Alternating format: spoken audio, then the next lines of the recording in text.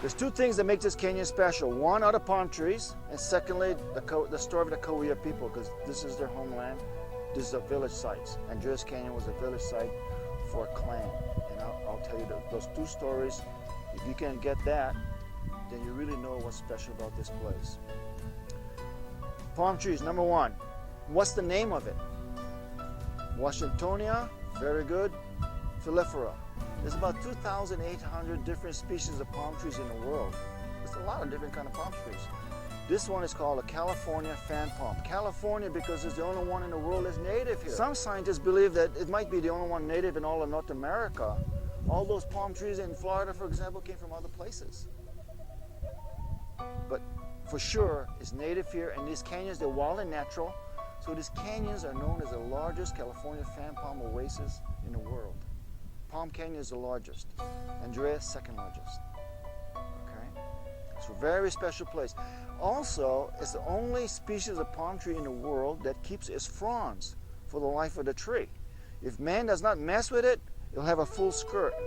So those of you who have walked the trail and seen a full skirted tree, you're looking at this species in its natural state. But then you probably wondered, well, how come I see a short skirted one right next to it? Well, man messed with it, that one. Kids, 1980, playing with matches. Where the tram is in Chino Canyon. I started a wildfire. Windy day, August 1980. Fire spread all the way across the mountain, burned all the canyons, and all the palm trees were burnt.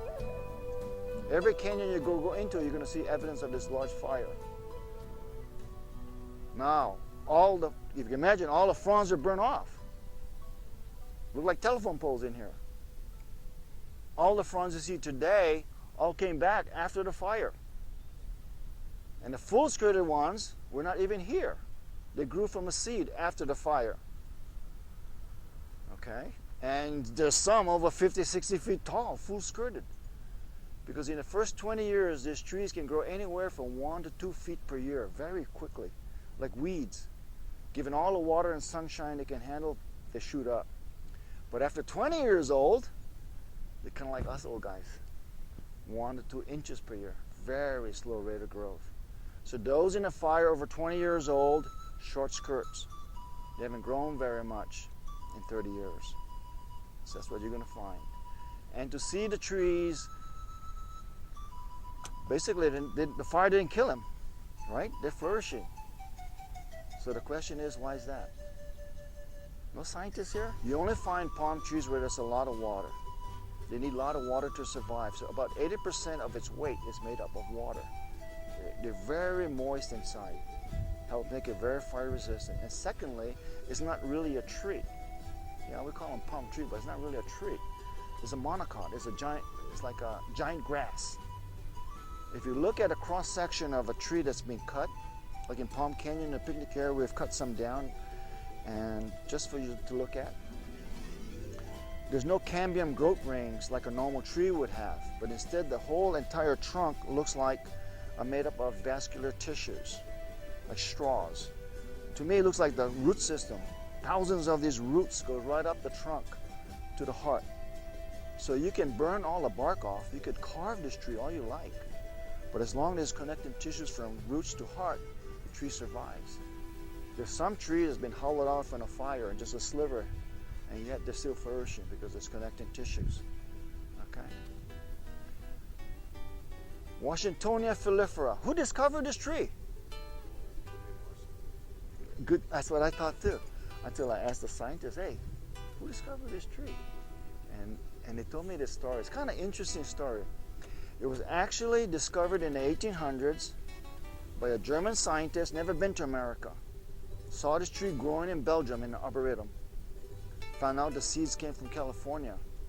And he knew it was a very unique tree among all he've seen and was never discovered. And so he named him after the father of our country, George Washington, Washingtonia.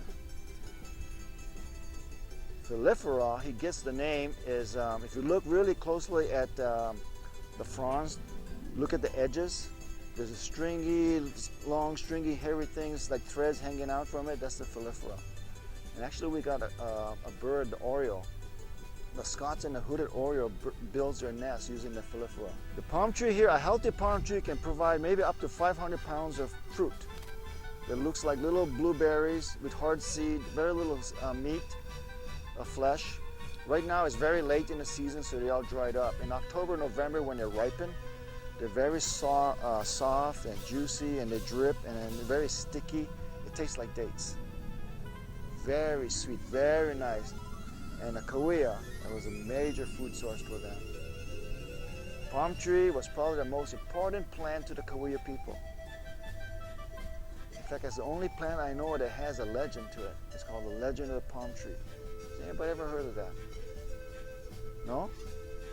Okay, let me tell you real quick. Kind of neat story. A long time ago, no palm trees in the area. And there was an elder, his name was Maul. Maul felt that his days were getting short. So he wanted to leave something useful for his people so they remember him. So he walked all over the mountains, all over the valley, all over the canyons, thinking really hard, what should I leave my people? It's gotta be useful. And all of a sudden it dawned on him, oh, there's no palm trees here. So he decided to leave the people the first palm tree. He went out to the East Valley along the San Andreas Fault, many springs there. Found a nice spring, stood firm and still next to it. Slowly from his feet, the roots took hold, and around his legs, the bark formed, and from his hair sprouted the palm fronds. Maul turned himself into the first palm tree. So from East Valley, palm trees spread all over the world now.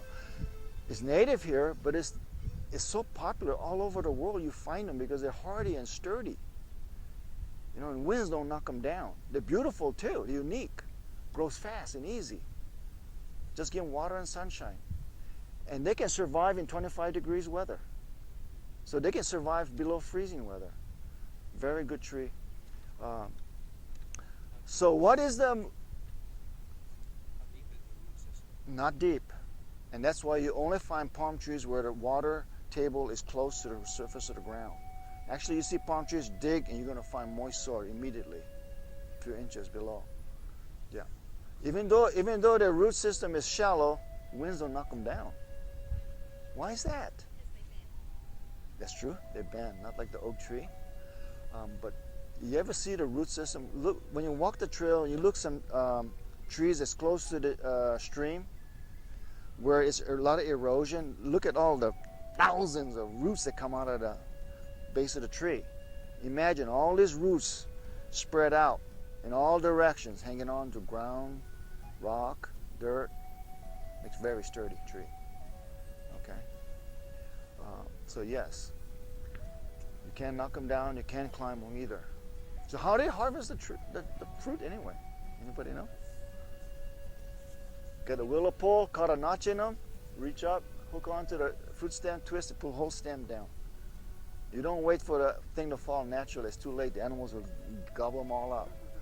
Now, if your pole doesn't reach, you know what they did? They made a throwing stick for hunting small game like rabbits, quail, dove. Look like a boomerang. It doesn't come back like a boomerang. It just goes one Construction way. material, the fronds were used to attach their homes. We have a couple of homes called quiche over there for the kids to see how primitive the Kauai people lived. But those are typical Kauai homes, all thatched with the palm fronds. The weapon for hunting large game was a bow and arrow. The bow was made from the stems of the palm fronds. They made also utensils out of palm frond stems, and they made fire from this tree. So talk about a very important tree. There's no flint and steel out here. So they made fire. How do you make fire from a palm tree? Any idea?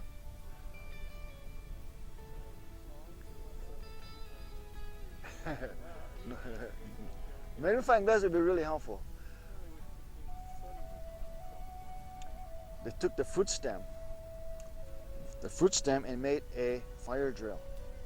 And by friction, we're able to create fire. But probably the most important part of the tree for creating fire is the tinder.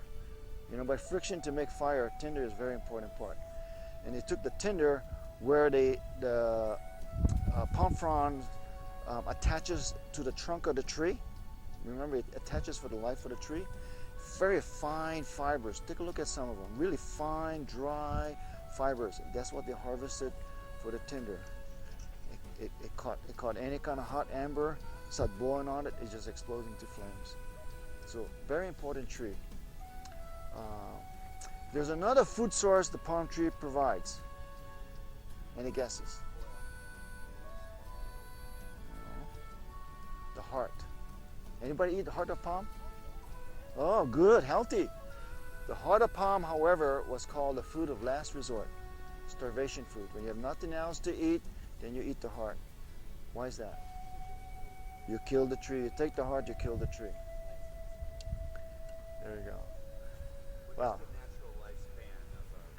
Palm tree can maybe grow about 80 feet tall, maybe 200 plus years. So the oldest trees are the ones where the quiches are. Those are the giants. Those are the old ones, all in the fire. And by the way, to see the canyons with some trees burnt and some not is the kind of like the way when the Kauai lived here. They wouldn't burn the whole canyon, but what they would do when they lived here is they would select certain trees and they would burn all the fronds off. Certain time of the year, burn all the fronds off, and what they found is after the fire, more fruit would be produced by the tree. Tree became healthier. So they used fire to increase their food source. Okay? And I was asking a scientist, how come the tree got healthier? The scientist told me, well, what the fire does is kill the palm beetle. The palm beetle is a big beetle with big jaws that enters from the top, eats their way through, make more beetles in there, and all those little beetles eat their way out and creating holes about this size. When you see a tree riddled with holes like this, those are the exit holes of the palm beetle, and they can kill the tree or make the tree sick because they cut the vascular tissues so nutrients can get to the heart. So what fire does is kill the beetles, tree became healthier. We don't burn them anymore. We just let the beetles have their way. We don't do anything to them. Main village is there. Leader lived there. But over time, all of these canyons were inhabited by families that developed into clans. So the members of the Awa Kalente band today can trace the ancestry to one or two of the three ancient clans, one of these ancient clans. The largest clan, the original clan, occupied Seki, Chino Canyon, where the tram is, and Takush Canyon, basically in downtown Palm Springs area, and they were called the Fox. In Kauai, Kawasiktam, the people of the Fox. The clan that lived here in Andreas and in Murray were called the people of daylight, the Panictum clan. The leader of the Panictum clan, when the Spanish arrived in the early 1820s, they called him Capitan Andreas. So Andreas Canyon is a family name. These are called honey mesquite. A large grove of honey mesquite trees was growing around this hot mineral spring in the middle of downtown Palm Springs.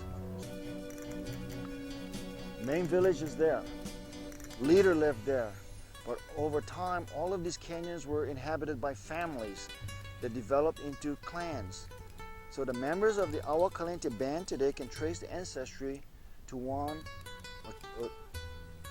or two of the three ancient clans, one of these ancient clans. The clan that lived here in Andreas and in Murray were called the people of daylight, the Panictum clan. The leader of the Panictum clan, when the Spanish arrived in the early 1820s, they call him Capitan Andreas. So Andreas Canyon is a family name. The smallest clan lived in the largest canyon, Palm Canyon. 5 families lived right below the trading post. Even when California became a state, 1850, Indian had no rights. You want to kill an Indian, go ahead. Kill an Indian, no one will question you. Indian has something you want, take it. No one will question you. So being Indian was not a good thing. Let me tell you a sad story. I'm not sure how old she is. She's 90 something today. But she was telling me that in 1992 was the first time she ever admitted to anyone she was Indian. I don't know, some people 1992 is ancient history, but to me it's still kind of recent. But what makes me feel sad is because all her life she was ashamed of who she was. It's okay to be Indian today, which is a good thing. And by becoming Mexicans, they're still here, they survived. Today the population, all the bands combined, are around 2,500 something. So they really haven't recovered since 1862. Some bands are really strong and some bands, no. Agua Caliente band, good, very good. 1925, they were down to about 50 plus members. Today they're about 400 something members, so they're very healthy. The strongest band is the Morongo band. There are 1,000 something members there. But then we have the Ramona band, 7 people left. Augustine band, East Valley, 1 family left, a mother and 3 children, and that's it. So in a few generations they may be gone too.